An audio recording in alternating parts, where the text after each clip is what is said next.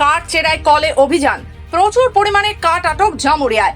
জানা গেছে অনুমোদন না থাকার পরও রমরমিয়ে চলছিল কাঠ চেরাই কলের ব্যবসা। বন দপ্তর খবর পেয়ে সেই কলে অভিযান চালায়। জামুরিয়া থানার কুয়া মোড় এলাকার একটি কাঠ চেরাই কলে চলে বন দপ্তর ও পুলিশের অভিযান। কাঠ কল মালিক রাজেশ ভান্ডারীর দাবি, তিনি সব নিয়ম মেনে দীর্ঘ কয়েক বছর ধরে কাঠ চেরাইয়ের কলটি চালাচ্ছেন। তার কাঠ মিল থেকে যেসব কাঠ মিলেছে সেই সব কাঠ তিনি স্থানীয়দের কাছ থেকেই কিনেছিলেন।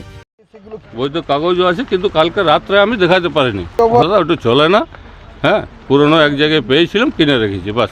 ওই নামের খালি মেশিন, তাও তো তালা দিয়ে দিয়েছে, ওইটা এমনিও চলে না। হ্যাঁ, নিয়ম মেনে করছে। অন্যদিকে জানা গেছে বন দপ্তর সূত্রের মারফত খবর পেয়ে জামুরিয়ার কুয়ামোড় সংলগ্ন এলাকায় একটি কাঠ চেরাই কলে অভিযান চালায়। প্রথম দফায় অভিযান চালানো হয় শুক্রবার রাতে। পরে ওই কলটিতে শনিবার সকালে জামুরিয়া পুলিশের সহযোগিতা নিয়ে ফের অভিযান চালানো হয়। কাঠ চেরাই কলটিতে একটি কাঠ চেরাই করা বড় মেশিন সিল করেছে বন দপ্তর। এই মেশিনটি বিনা অনুমতিতে দীর্ঘদিন থেকে ব্যবহার করছিল বলে বন দপ্তরের পক্ষ থেকে জানানো হয়েছে। জামুরিয়ার যে কাঠ চেরাই কলটিতে অভিযান চালানো হয় সেটিতে একটি ছোট মেশিন ব্যবহারের অনুমোদন থাকলেও বড় মেশিনের কোনো অনুমোদন নেই।